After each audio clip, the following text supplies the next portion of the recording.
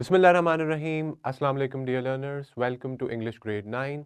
Students, as you know, it's time to introduce you with your weekly test number 4, and we are going to see that how many SLOs we covered this week, and how we are going to test you for this week with all these different SLOs and different questions.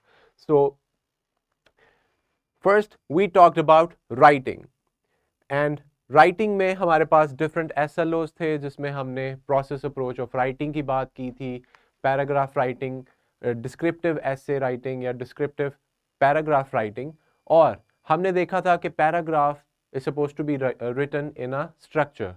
For example, आप पहले topic sentence लिखेंगे, उस paragraph के फिर supporting details and then conclusion.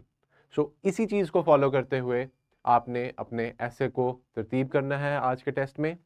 सबसे पहले आपका SLO है apply the techniques of writing the first draft with sufficient details, proof reading and editing details to suit the purpose and audience. Students, we talked about this. Whenever we are going to write something, we are going to follow the steps of the process approach to plan for writing a paragraph. हम brainstorming कर सकते हैं, हम अपने ऐसे को structure कर सकते हैं, माइंड मैपिंग के ज़रिए और डिफरेंट ग्राफिक ऑर्गेनाइजर्स के ज़रिए हम प्लान आउट कर सकते हैं लिखने से पहले. इसी तरह नेक्स्ट एसएलओ डिस्क्रिप्टिव कॉम्पोजिशन पे था, यानी आप टेक्स्ट कोई भी पैसेज हो, it could be any topic, and but if you are asked to write descriptively on something, अगर आपसे कहा जाता है कि डिस्क्रिप्टिवली लिखें, डिस्क्रिप्शन लिखें, तो you can give physical description, characteristics of a person, किसी पर्सन को एक्सप्लेन करने के लिए, उसके बारे में लिखने के लिए कोई चीज़ या कोई जगह हो सकती है जिसके बारे में आप डिस्क्रिप्टिवली लिख सकते हैं. Then the last SLO that we covered was use the context clues to identify meaning of unknown और अनफेमिलियर वर्ड्स और फ्रेजेस. यानी हमने रीडिंग करते हुए अनफेमिलियर और अननोन वर्ड्स को बगैर किसी हेल्प के, बगैर डिक्शनरी के, हमने उन कॉन्टेक्स्ट क्लूज के ज़रिए उन वर्ड्स को समझना है उसी टेक्स्ट के अंदर से. तो इसलिए हमने कॉन्टेक्स्ट क्लूज देखे थे, example clue, definition, explanation, synonym, antonym, punctuation और इन्फ्रेंस. ये हमारे 6 कॉन्टेक्स्ट क्लूज थे जिनको हमने लेक्चर में पढ़ा था. और अब स्टूडेंट्स, आप मल्टीपल चॉइस क्वेश्चंस को यहाँ पे देखें जो कि 10 मार्क्स के हैं. You are suppose to find meaning, the correct meaning of the underline word. जो अंडरलाइन वर्ड्स हैं यहाँ पे, आप उनको जी, आप अंडरलाइन वर्ड का मीनिंग कॉन्टेक्स्ट क्लू के जरिए इन 4 ऑप्शंस में से सिलेक्ट करेंगे. For example, the principal encouraged the students to economize their weekly allowances rather than wasting it on junk food. Economize. What do you mean by economize? आप कैसे इसका correct meaning तलाश कर सकते हैं? ऑब्वियसली आपको कॉन्टेक्स्ट देखना पड़ेगा. आप कॉन्टेक्स्ट क्लू को देखें और सोचें कि मैंने किस कॉन्टेक्स्ट क्लू के जरिए इस लफ्ज़ के सही मीनिंग को ढूंढा. तो इसी तरह ये जो सारे MCQs हैं, all of them are related to your context clue SLO. जो हमारा लास्ट SLO है उसके लिए आपके पास ये सारे MCQs हैं जो आपने सॉल्व करने हैं. For example, Nelson Mandela finally received his freedom after spending several years in captivity. What is the meaning of captivity? Is it Martinique, hospital, prison or court? इसी तरह piscatorial creatures such as flounder, salmon and trout live in the coldest parts of the ocean. So what do you mean by piscatorial? Next, because my sister is loquacious, many people get tired of listening to her all day. तो आप देखिएगा कि loquacious एक लफ्ज़ है और many people get tired of listening to her all day. So इसका मतलब है loquacious person is somebody who is very talkative, worried, grouchy और pretentious. जब आप किसी को सुनते हैं और थक जाते हैं, इसका क्या मतलब हो सकता है? You put your inference skill in this as MCQ and find the correct answer. All right. Which option is the best reason to write a descriptive essay? ये हमारा MCQ जो है descriptive writing के SLO से related है. You have 4 options to give the reader an idea of what something looks, feels, smells or tastes like. क्यों लिखते हैं, क्या रीज़न है डिस्क्रिप्टिव ऐसे लिखने का?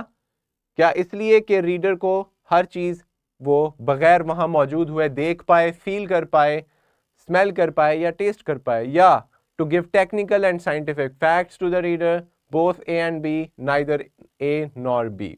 अगर आपको लगता है ए और बी दोनों करेक्ट हैं, देन ऑप्शन सी आप करेक्ट कर सकते हैं. अगर आपको लगता है ए और बी दोनों भी करेक्ट नहीं है, तो आप उसको ऑप्शन डी को भी सिलेक्ट कर सकते हैं. What can you use as context clues? Context clues के हवाले से हम क्या चीज़ इस्तेमाल कर सकते हैं? Pictures, words, examples and definitions, या all of the above? Number 8, at the restaurant we were offered a variety of beverages like milk and iced tea. आप beverages के word को underline कर लीजिए और beverages के word को underline करके देखें कि बेवरेजेस से आपकी क्या मुराद है. Is it bread, silverware, drinks या मिल्क? तो आप एग्जाम्पल क्लू इस्तेमाल करेंगे यहाँ पे और करेक्ट आंसर तक पहुँच सकते हैं. Pedestrian should look both ways before crossing the street. Pedestrians, what do you mean by pedestrians? Are they walkers, spotlights, are they parrots or crosswalks? And lastly, his mother gets anxious if he stays outside after dark. What do you mean by anxious? Nervous, silly, happy or sleepy? So if you stay out for a very long time after dark, your mother will feel anxious. Will she feel happy, sleepy or nervous? All right. So according to your experience, according to your understanding, choose the right answer over here and use the inference context clue. Now here is section B, where you have to write. This is the composition part. It is subjective. Write about 350 to 450 words on one of the following questions. We have just one question over here. Describe what you see, hear and feel when you look up into the sky as day changes into night.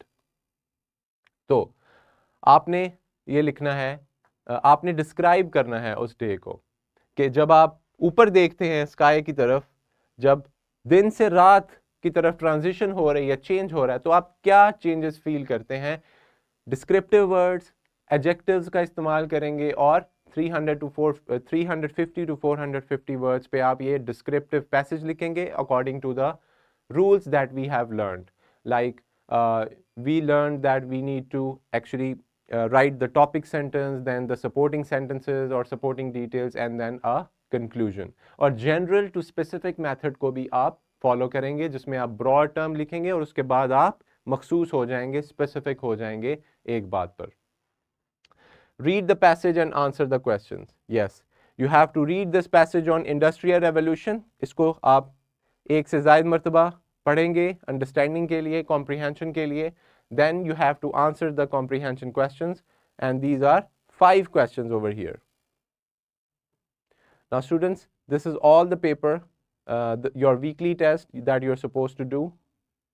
You have 10, 5 and 10 marks of MCQs. Total you have 25 marks. इसमें आपका context clue, उसकी understanding भी cover हो जाएगी MCQs के ज़रिए. और writing की जब बात करें, डिस्क्रिप्टिव राइटिंग और प्रोसेस अप्रोच ऑफ राइटिंग, उन सारे रूल्स को, brainstorming, pre writing, drafting and post writing के जो रूल्स हैं जो हमने पढ़े थे, कि हमने लिखने से पहले आइडिया को कंसीव करना है, ब्रेनस्टॉर्म करना है. We can use different tools like mind mapping, making chart, making a graph, whatever, या लिस्ट करना, ऑर्गेनाइज करना. उसके बाद आप लिखना स्टार्ट करेंगे, उसके बाद आप अपनी एडिटिंग करेंगे और प्रूफ रीडिंग करके अपने टेक्स्ट को, अपने लिखे हुए को जो है बिल्कुल फ्लॉलेस बनाएंगे, यानी गलती से बिल्कुल पाक. तो उसके लिए आपको स्पेलिंग्स को देखना पड़ेगा. You have to check out your spellings, you have to check out your usages of tense and grammatical mistakes. तो इनको देखने के बाद, चेक करने के बाद हम कह सकते हैं कि हमने प्रोसेस अप्रोच ऑफ राइटिंग को फॉलो किया डिस्क्रिप्टिव ऐसे लिखने के लिए या डिस्क्रिप्टिव पैराग्राफ लिखने के लिए। और descriptive writing is a type of writing that uses lot of description, तफसील, किसी भी चीज़, जगह, प्लेस, इवेंट या एक्सपीरियंस को बयान करने के लिए आप डिस्क्रिप्टिवली लिखते हैं। ठीक है, तो आपके लिए प्रॉम्प्ट भी है ready now. A very good luck to you for this test. Do it properly and with a fresh pair of eyes. Students, take care of yourselves and Allah Hafiz.